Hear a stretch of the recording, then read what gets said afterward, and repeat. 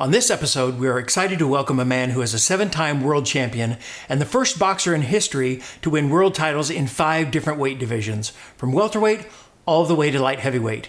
He lit up the ring with energy, enormous punching power, and has given us some of the greatest moments in boxing history. Here is the legendary Thomas the Hitman Hearns. Welcome to Titled Unboxed. With more than 40 years of experience in the fight game, our host, Doug Ward, will be covering every corner of the ring as we get comfortable between the ropes. We'll talk with both the lesser knowns and the legends, discuss boxing's rich history and current state of the game. We'll also look at today's latest innovations, equipment breakdowns, and insights you won't uncover anywhere else. Join us now as we take a look inside Titled Unboxed.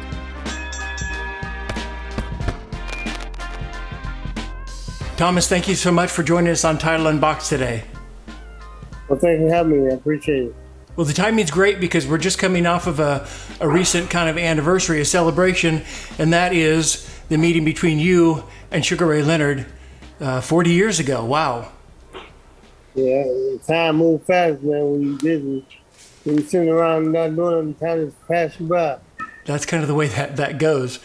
You know, I think it's fair to say, though, that that's got to be one of the greatest fights of the decade, and you needed Sugar Ray, and Sugar Ray needed you to kind of become the best boxers you could be and to make that statement in the boxing world. You know, that's a hell of a move because, you look at Muhammad Ali, Joe Frazier, George Foreman, all them guys up there, and you talking about heavyweight, and we are smaller guys. Yeah. We are smaller guys, and we did well for ourselves. Well, and you kind of set the stage for the smaller guys to get those big paydays that they hadn't gotten previously. Right. Now they're getting them, and everybody very happy now. Yeah. You set some people up, yeah. Well, we're also coming off of, they just recently released the HBO documentary, The Kings, which features you and Duran and Hagler and Leonard. You obviously watched that and participated in it. How did you feel watching that kind of play out chronologically like it did as a series? Well, I actually watched. I watched bits and pieces of it. I seen a little bit of it, and then I had to go and do some things. So I was kind of busy, so I get to see it all. Yeah, but that's very good that they thought of us like that. You know, it's a wonderful thing. Well, they did a great job of telling the story. The moments you did watch, what'd you take away from it? What kind of feelings and memories did it bring back? Well, it brought back a lot of memories because we did a lot in the boxing world, and we kind of made boxing what it is today. I mean, I ain't taking nothing away from Muhammad Ali and guys back then. We guys did a great job, but I think that me and Leonard had something to do with the boxing to change it around a little bit. Well, absolutely. I think the popularity of boxing kind of waned a little bit as Ali was leaving the scene, and you guys definitely, individually and as a group, brought boxing back to the forefront again. Yes, really, I enjoy being able to make that happen and being a part of it because it made boxing exciting, and anything that make boxing exciting, you gotta be down. You gotta be down for it. I was definitely down for it. Yeah, that's obvious. So let's go back to the Kronk days. You walked into the Kronk Gym as a young man and met Emmanuel Stewart, and that was a relationship that was special in boxing. But what was it about the two of you together that made that connection and really, just that worked so well together? The two of you as a team.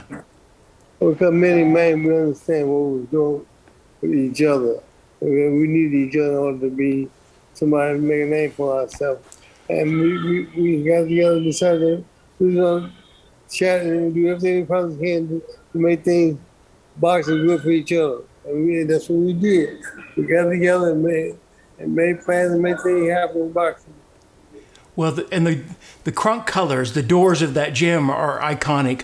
What was it like as a young man to walk into that gym each day? Were you feel like you were going to war every time? Did you feel like you were at home? What kind of memories or feelings did it instill in you? As I can remember when I first started there, It wasn't like that. It wasn't anything like that at all. And as we went on and went through the years, things started to change. And when things started to change, everybody started noticing the change. And everybody liked the change. So we just kept it going. Just kept to stay with it. Well, we saw all the fights you had in front of the cameras. What about behind the scenes? Who are your toughest sparring partners? There had to be some fantastic competition back then in the gym. Who are those guys that were toughest for you or gave you the most best work?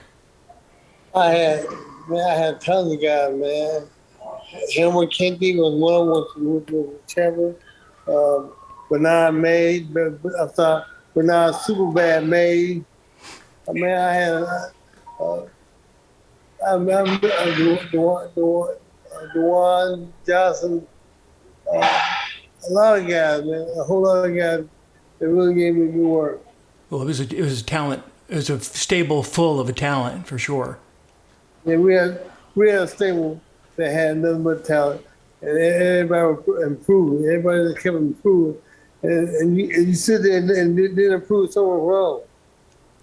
Well, probably you pushed each other a little bit. You just knew you had to be on the top of your game in order to compete in the gym. No question, we pushed each other a whole lot. Not a little bit, a whole lot.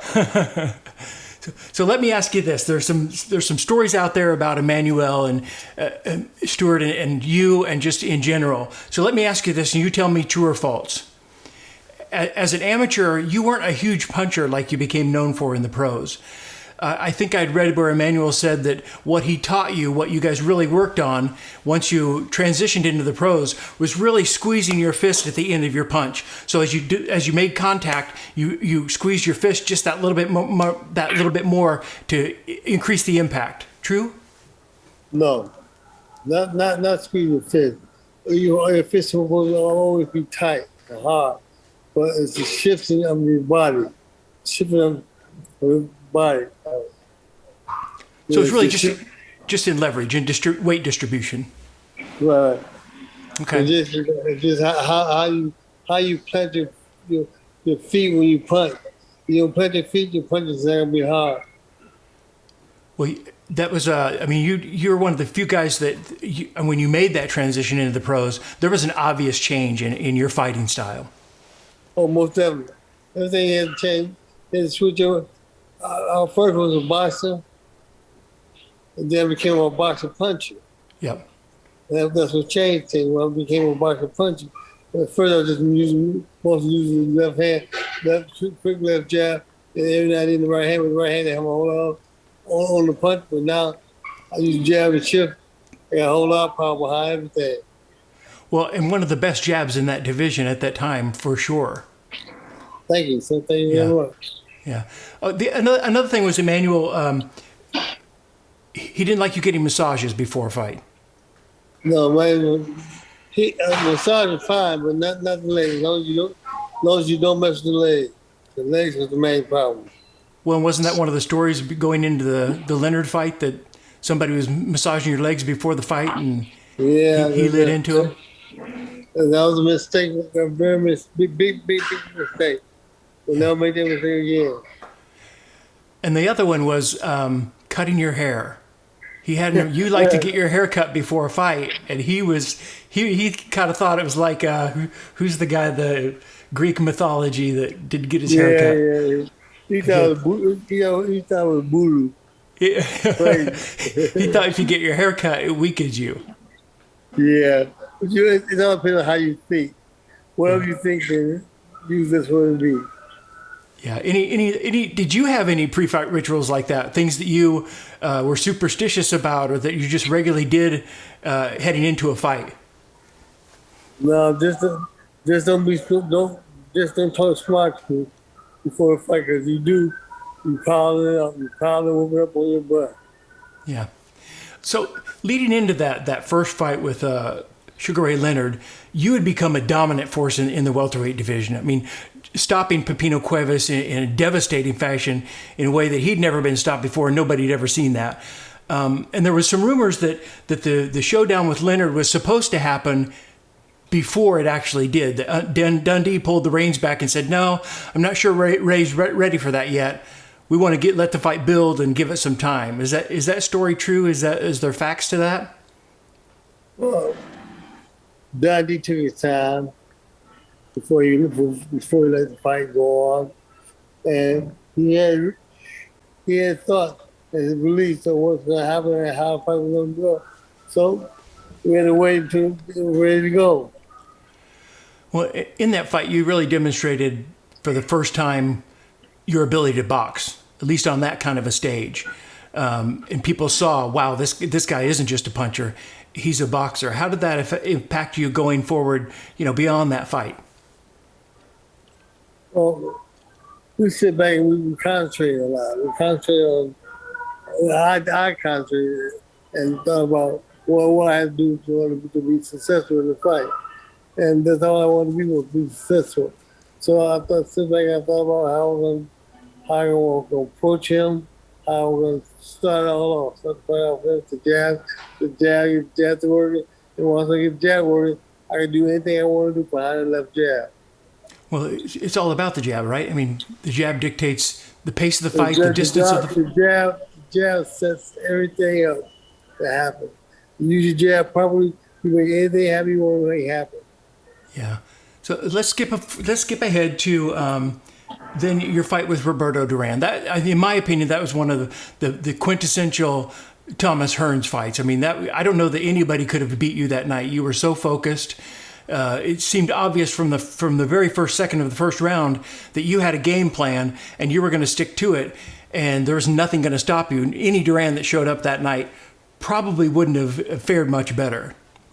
How do you feel about that? My thought was, I had my mind all made up how I was going to approach the fight and what I was going to do in the fight. And I kept my mind set on going to him, being direct and strong.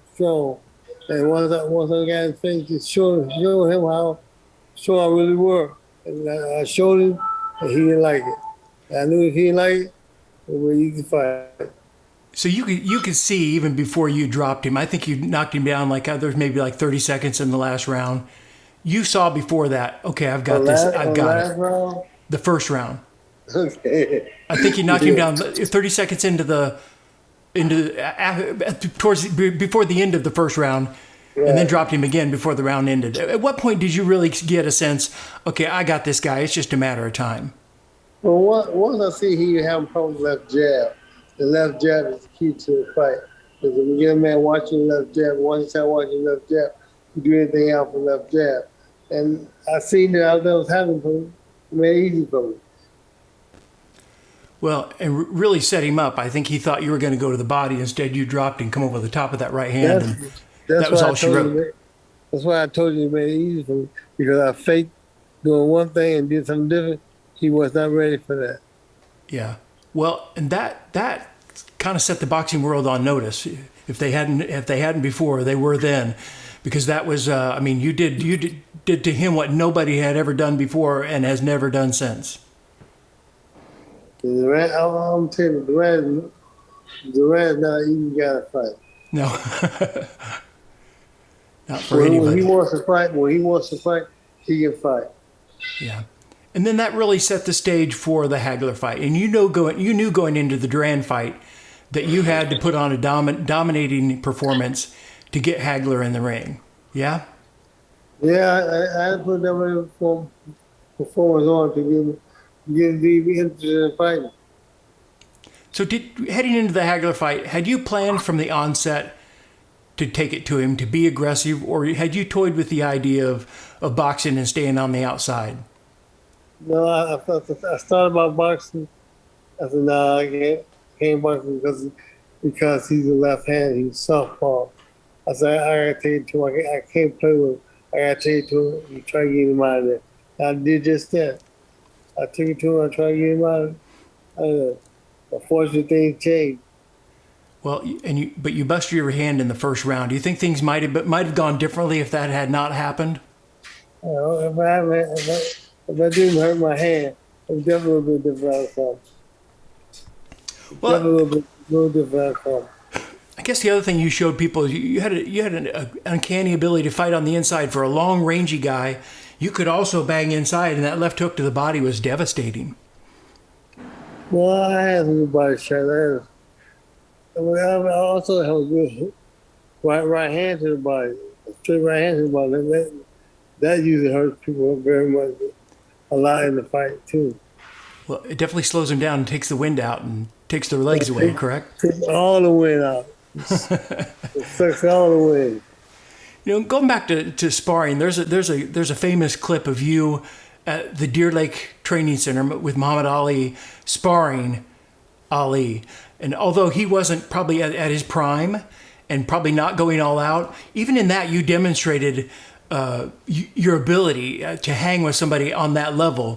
What do you remember about that experience, about sparring with him, and how did that come about? That was a wonderful experience for me. When have you ever got a chance to spar with your idol?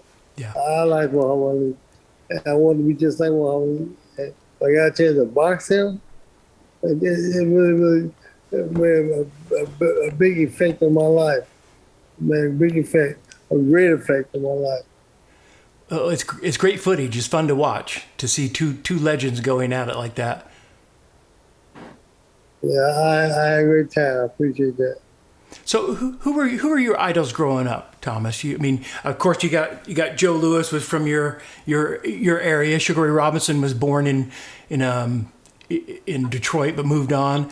What guys at that time, as you were coming up as a young amateur, did you look at and say, I like his fighting style, I like how he carries himself in the ring, I like how he carries himself in front of the public? Who did you kind of idolize and kind of pattern yourself after or want to be like? I had one person that I idolized. Really? And that was Muhammad Ali. Really? Nobody else. I stuck and stayed with that. And I wanted to power myself like him. Everything but just to talk. I did not have to get from gas like Muhammad Ali. I knew I wasn't up to a great talker, speaker. So I didn't try that. Well, I don't know that anybody could talk like Muhammad Ali before and to this day. He was a man. He definitely was a man. Yeah. So I want to end with a quote, okay? And this is something you said, and I want to just put this out there. You said, in answer to what you felt your place in history was, you said, I'll leave it up to the people who can call the shots. Wherever they place me, I'm going to be happy. I'm going to be satisfied because they don't have to place me at all. I thought that I read that you said that. What a gracious, humble thing for a guy of your status to say, a legend in the boxing game. Well, you gotta understand, the people who helped made me who I am today. Without their support, I would probably be nowhere near who I am today. So I gotta leave it to them. Let them make the decision. Well, they made me. They placed me. I think that attitude is one of the things that has endeared you to boxing fans throughout the years. Well, I love the fans. I love the people. And I thank the people so much for being there with me, helping me do what I did. Well, and personally, I want to say I'm honored to have grown up in an era of boxing that I was a 15-year-old kid, just started fighting and watching your fights, and that was my school. So on behalf of the Title family, boxing fans around the world, I want to thank you for your tremendous contribution to the sport and for giving the fans such memorable boxing moments and memories. And I want to say to the Title family, y'all done a great job when you came and started making gloves and trunks and stuff for the kids, for everybody to have. That's a good thing that you guys did, so keep doing good work. Thank you. Everybody go out and follow Thomas Hitman Hearns on Instagram. Give him some likes and keep up with all he's got going on in the boxing business. Thank you, sir. Thank you. Thank you for watching this episode of Title Unboxed. If you're anything like me, you can never get too much boxing. So if you'd like to watch more episodes, you can find us on Spotify, Apple Podcasts, and our Title Boxing YouTube page.